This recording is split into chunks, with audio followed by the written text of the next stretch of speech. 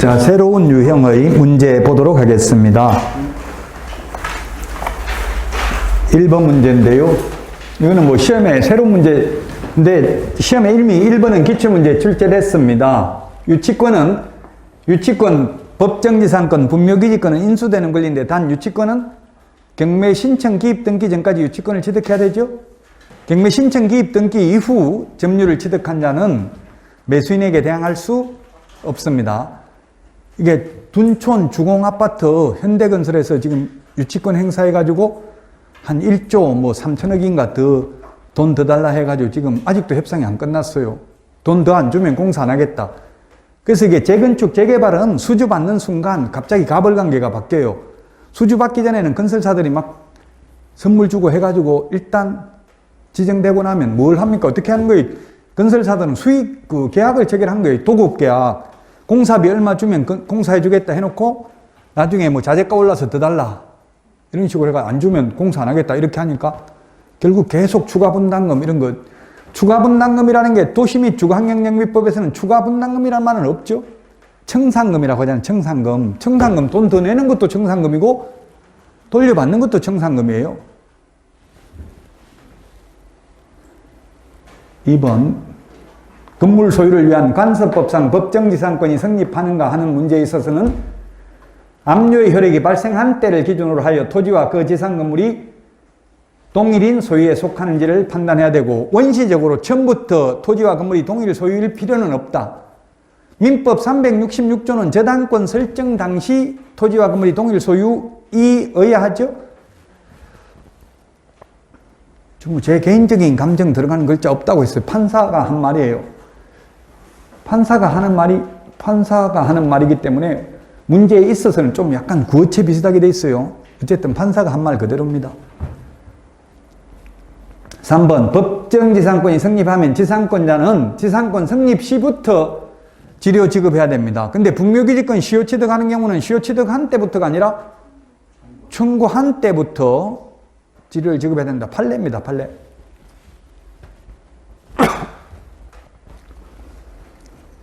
4번 임대차 기간 중 어느 때라도 차임이 상기분에 달하도록 연체한 사실이 있다면 임대인은 계약갱신 요구를 거절할 수 있고 반드시 임차인이 계약갱신 요건을 행사할 당시에 상기분에 이르는 차임이 연체되어 있어야 하는 것은 아니다. 밑에 해설 다 적어놨죠. 판례.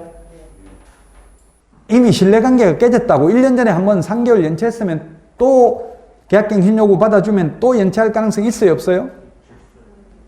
사람은 고쳐 쓰는 게 아니래요. 저도 와이프하고 어제 싸웠는데 다시는 안 그러겠다. 뭐 잘못했다 해서 뭐 잘못했는지 기억도 안 나요. 근데 자꾸 잘못했다고 사과를 하길래 그래 잘못했다. 뭐 잘못했는데 모르겠다니까. 모르면 진정으로 반성한 게 아니다 이러는데 미치겠더라고. 이혼해야 돼. 안 맞으면 못 고쳐준다. 그냥 그대로 받아주든지 이혼하든지 둘 중에 해야지. 또 안 한다 해놓고 해요 안 해요? 또 한다고.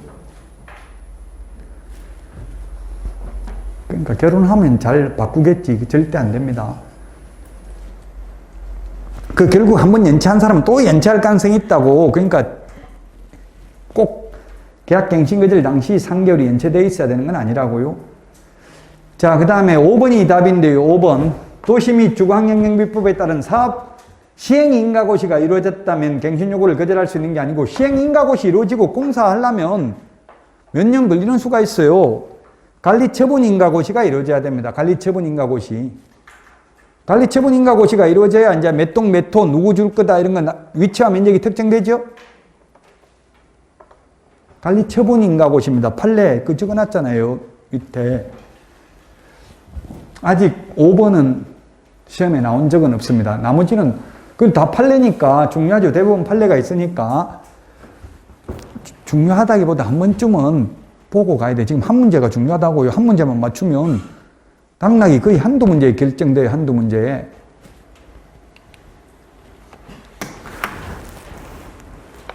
(2번) 공인중개사 법령상 설명으로 옳은 것은 했는데 옳은 것. 선고유예. 선고유예, 기소유예는 결격사유 아니죠? 선고유예, 기소유예 결격사유 아닙니다. 집행유예는 유예기간 동안 결격사유잖아요. 선고 이후에도 포상금 지급 대상이다. 기소 이후에도 포상금 지급 대상이다. 무죄도 포상금 지급 대상이다. 그래서 답 3번인데요.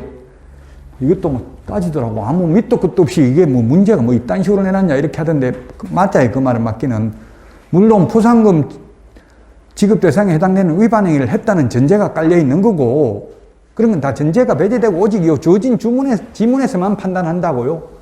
뭐 위반했다는 말도 없는데 뭐 포상금 주냐 이렇게 하면 중개보수 초과에도 포상금 받냐 이렇게 따지면 할 말은 없다고요. 그냥 이 주어진 지문에서만 생각해야 돼. 자, 포상금은 뭡니까? 검사가 공소 제기하거나 기소 유예 결정을 한 경우에 하나의 포상금 지급하죠. 불기소 처분, 무혐의 결정, 공소권 없음, 기소 중지되면 포상금 못 받고요. 이런 거 선고 유예, 기소 유예, 무죄 판결, 무죄라도 공소 제기가 되었다는 전제는 깔려있다는 이야기. 무죄라는 것은 판사가 판단하려면 이미 재판에 회부됐으니까 판사가 판결하는 거 아니에요. 재판에 회부하는 걸 공소 제기라고 그래요. 공소 제기만 되면 포상금 받는다. 답 3번입니다.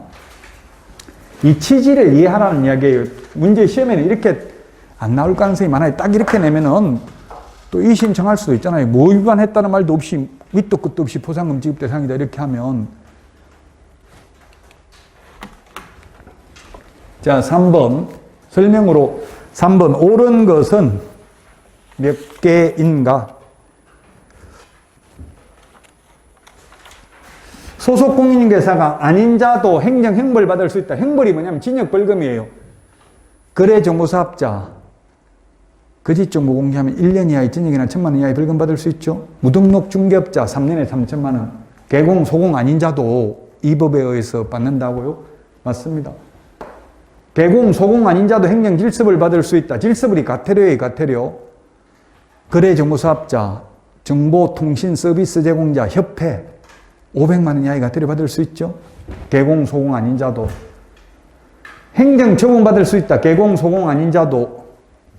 누가 받을 수 있어요? 거래정보사업자, 지정 취소 받을 수 있죠.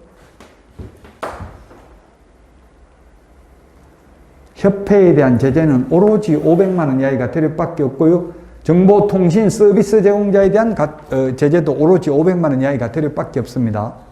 협회는 인가 취소도 없습니다. 다 맞는 내용이네요.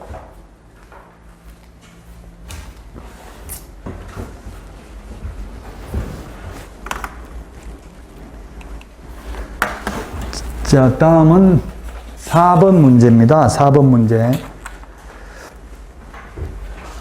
매수 신청 대리인 등록에 관한 설명으로 틀린 것입니다. 틀린 것. 매수 신청 대리 틀린 것. 옳지 않은 것. 행정 형벌에 관한 규정은 없다. 행정 질서벌도 없습니다. 매수 신청 대리는 오로지 매수 신청 대리인 등록 취소와 매수 신청 대리 업무 정지밖에 없습니다. 질서벌에 관한 규정도 없습니다.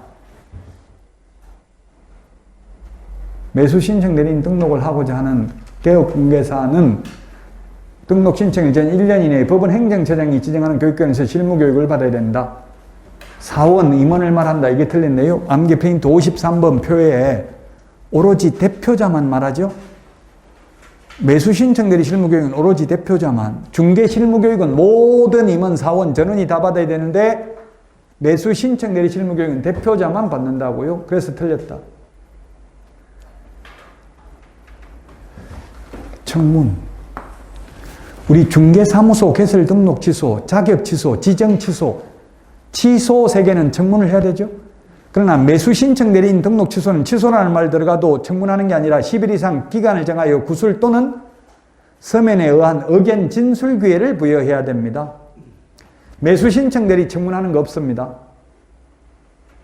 미영, 업무정지 처분을 하고자 하는 경우 의견 진술 기회를 주어야 한다는 명문 규정이 공인중개사 법령에 있다 했는데 없습니다. 행정절차법에 의해서 의견 진술 기회를 부여해야 됩니다. 행정절차법에 있고요. 공인중개사법에는 규정 없습니다. 공인중개사법에서는 청문을 하고 안 하고만 규정하고 있고 청문 절차도 공인중개사법에 없습니다. 청문 절차도 행정절차법에 있습니다. 다만 매수 신청 대리인 등록 취소, 매수 신청 대리 업무 정지는 10일 이상 기간을 정하여 구술 또는 서면에 의한 의견 진술 기회를 주어야 한다는 말이 매수 신청 내리 규칙 예규에 규정이 있습니다. 3번이 답입니다. 3번.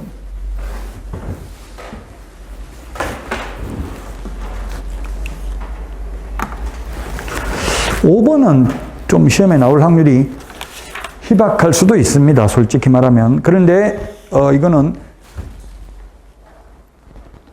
답은 5번, 이게 답은 중요한데 나머지가 시험에 나올 확률이 그렇게 높진 않은데 알고 있어야 돼. 현업에 있는 분들이 하도 저한테 질문 많이 해서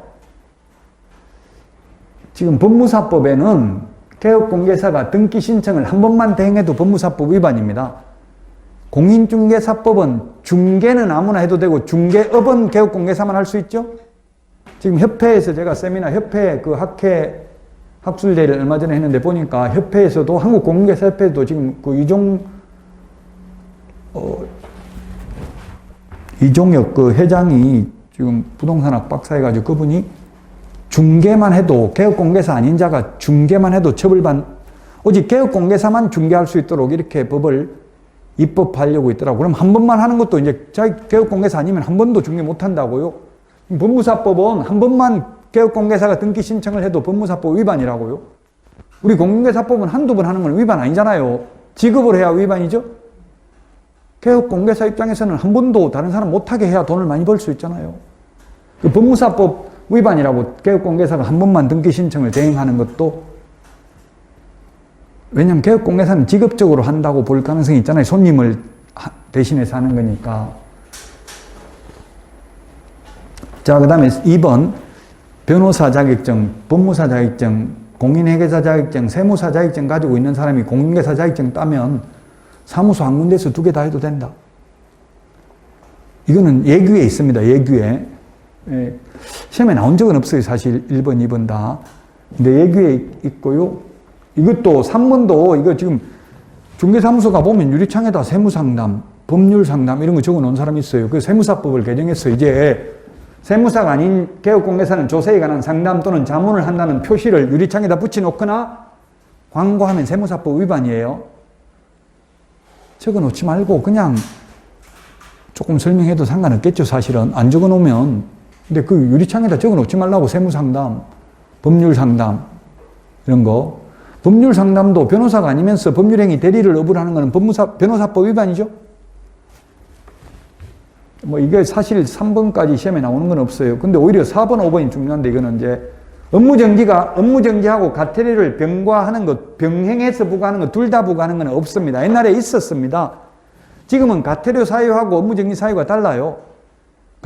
업무정지 사유에 보면 그 밖에 이 법 또는 이 법에 의한 명령 위반이라고 되어 있지만 국토부 유권해석은 과태료 대상인 것은 과태료만 부과하지 업무정지하고 2개를 병과, 둘 다 부과하는 것은 없다. 옛날에 있었는데 개정돼가지고 지금은 없습니다. 자, 5번. 답은 중요하네요. 틀린 것. 협회 지도감독은 지부든 지회든 모두 누가 한다? 국토부 장관이 한다. 암기 프린트 12번에 두 번째 까만 별표 동그라미 2번에 있죠. 협회, 주된 사무소, 지부, 지회 모두 다 국토부 장관. 다만 매수 신청 대리와 관련해서 협회 지도감독은 법원 행정처장, 매수 신청 대리와 관련해서 협회 시도 지부와 매수 신청 대리인 등록을 한 개업공개사 지도감독은 지방법원장. 암기 프린트 12번 두 번째 까만 별표 있죠?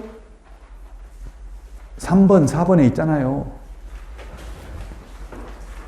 이거 4번, 5번은 중요합니다. 1번부터 2번, 3번 요거는 세무사법, 그 다음에 법무사법에 있는 거니까 공인중개사법 시험에는 아직 출제는 안 됐다고요?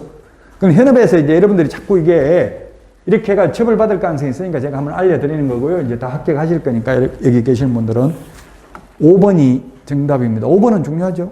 5번, 4번은 중요합니다. 자, 6번입니다. 6번.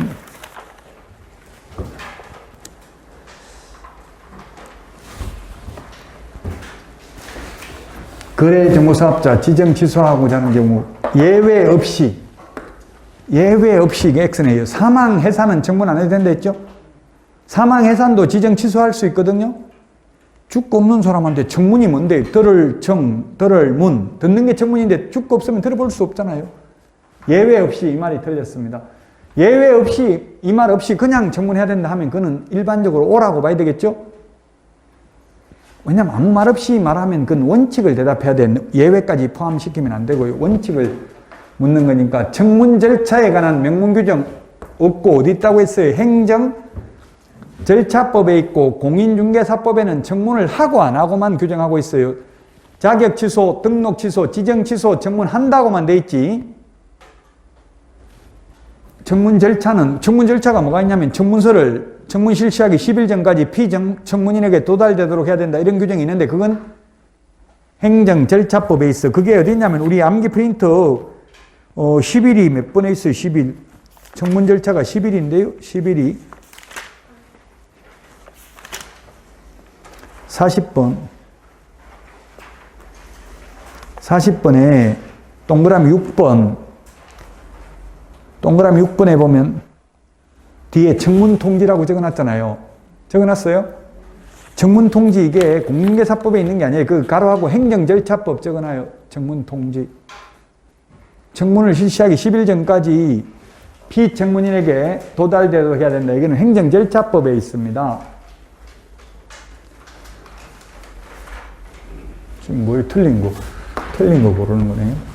등록 취소와 업무정지 처분은 병과하지 않는다. 맞죠?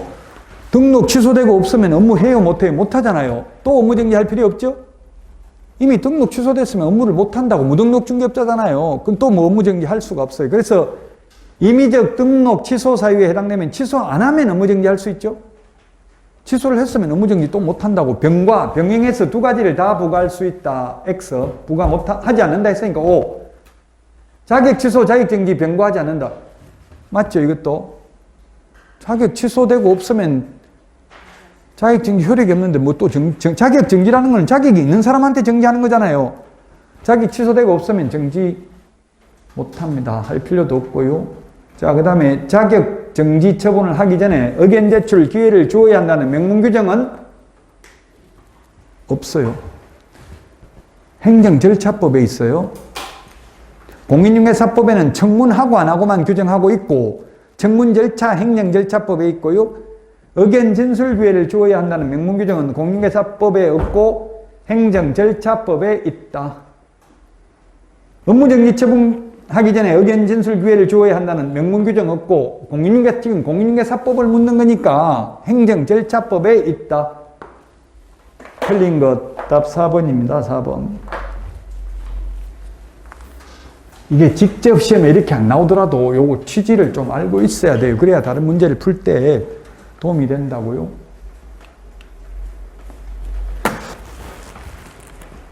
7번입니다.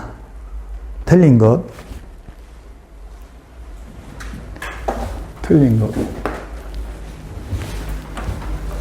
사무소 관할 시도의사가 아니라 뿌린 자가 거두리라. 자격증 준 사람이 재교부하고요. 자격증 재교부, 자격취소, 자격정지, 자격증 반납, 미반납 시 가태료부가 암기 프린트 54번 맨 밑에 모두 교부한 시도의사. 다만 청문과 의견 진술 기회만 사무소 관할 시도지사가 되겠습니다. 등록 취소 처분 받은 날로부터 7일 이내에 암기 프린터 39번에 3, 4, 5 취소 3개는 다 7일 이내에 반납해야 됩니다. 7일 이내에 반납해야 되는데 지정서는 거래정보사업자 지정 취소된 경우 반납 규정 있다 없다? 없다. 매수 신청 내린 등록 취소되면 7일 이내에 지방법원장이 반납해야 되죠? 암기 프린트 39번에 3, 4, 5 취소 3개 반납해야 된다. 거래정보사업자 지정 취소는 반납 규정 없습니다.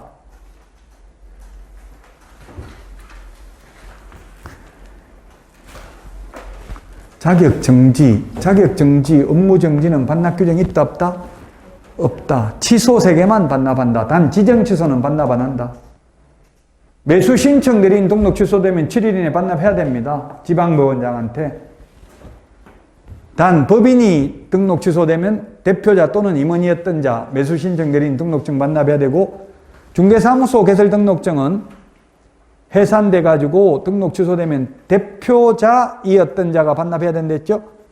개인 사망하면 중개사무소 등록증은 반납 규정 없고 매수 신청 대리인 등록증은 세대를 같이 하는 자가 7일 이내 반납해야 된다. 답 틀린 것 3개 3번이 정답 되겠습니다.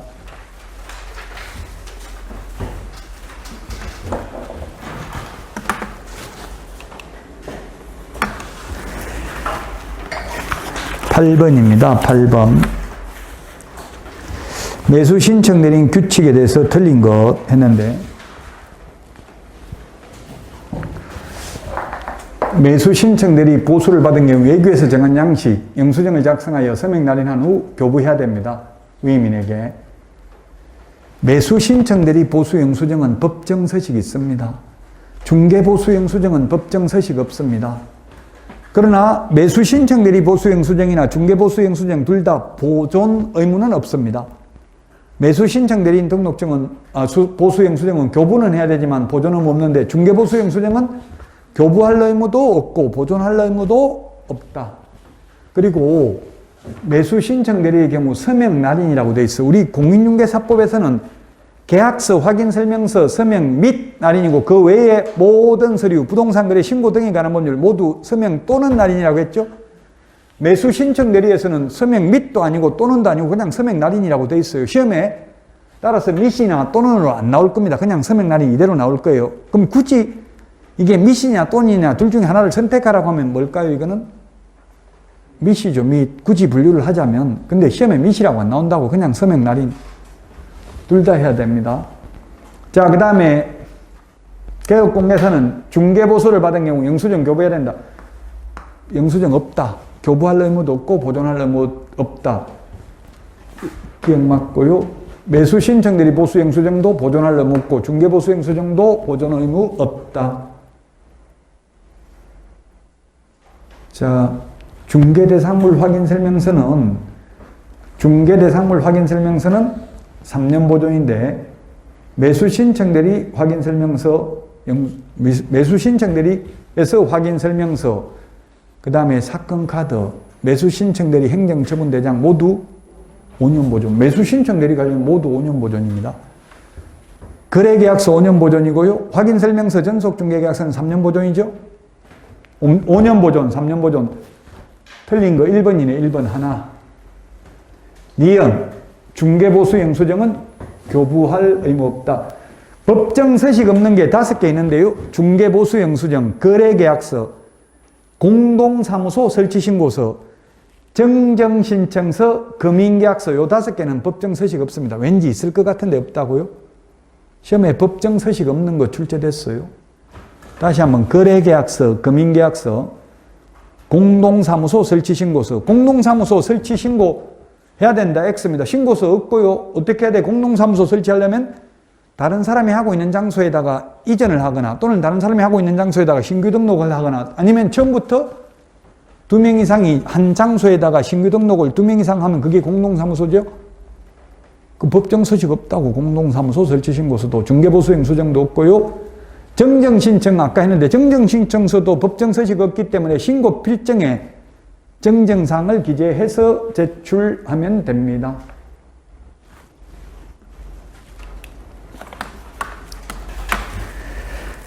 자, 9번입니다. 9번.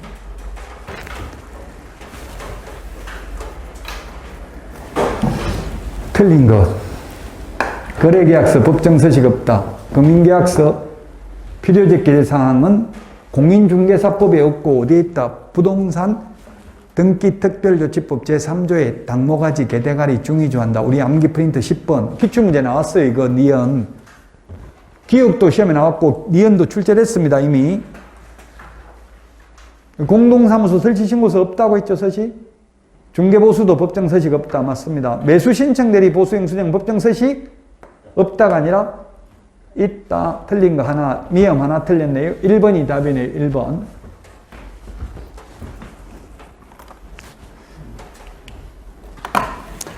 실제 시험에 이대로는 몇 개인가 안 나오더라도 이걸 하나하나는 다 알아야 되는 내용이에요. 자, 10번입니다. 10번. 매수 신청대리 틀린 것. 법인 주택거래계약 신고서 서식은 부동산 거래계약 신고서 접수 전에는 제출할 수 없습니다. 법인이 주택을 취득하는 경우 신고서 서식 2개 내야 됩니다. 법인 주택 신고서하고 거래계약 신고서하고 부동산 거래 신고서 2개를 제출해야 됩니다. 자, 그 다음에 주택임대차 계약 당사자는 주택임대차 신고서에 공동으로 서명 또는 날인, 계약서 확인설명서 빼고는 다 서명 또는 날인이라고 했죠.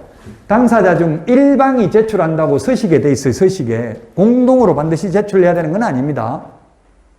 제출은 1인이 제출하고 서명 또는 날인은 공동으로 해야 됩니다. 국가 등이 일방 당사자면 국가 등이 주택임대차 신고해야 됩니다. 그러나 해제 신고는 국가 등이 할 의무는 없다고 했죠. 해제 신고는 거래 당사자에게만 있습니다. 부동산 거래 신고도 국가 등이 해야 되지만 단 중개거래면 국가 등이라도 개업 공개사가 부동산 거래 신고해야 되죠. 당사자는 부동산 거래 신고 후 해당 계약이 해제 등이 된 경우 해제 등이 확정된 날로부터 30일 이내 해제 신고 30일, 부동산 거래 신고 30일, 주택임대차 신고도 다 30일입니다. 안 하면 500만 원 이하가 되려 맞네요. 신고한 주택임대차 계약이 해제된 경우 해제가 확정된 날로부터 30일 이내 신고하지 아니하면 주택임대차 신고는 전부 100만 원 이하가 되려요. 주택임대차 신고하지 않거나 30일 이내 하지 않거나 거짓 신고한 경우 해제 신고하지 않는 경우 전부 100만 원이라고. 주택임대차 신고는 틀린 것 1번 하나네요. 하나.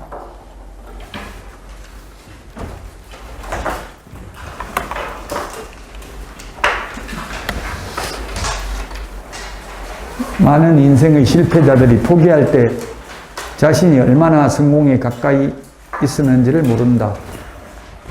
발명한 에디슨이 한 말입니다.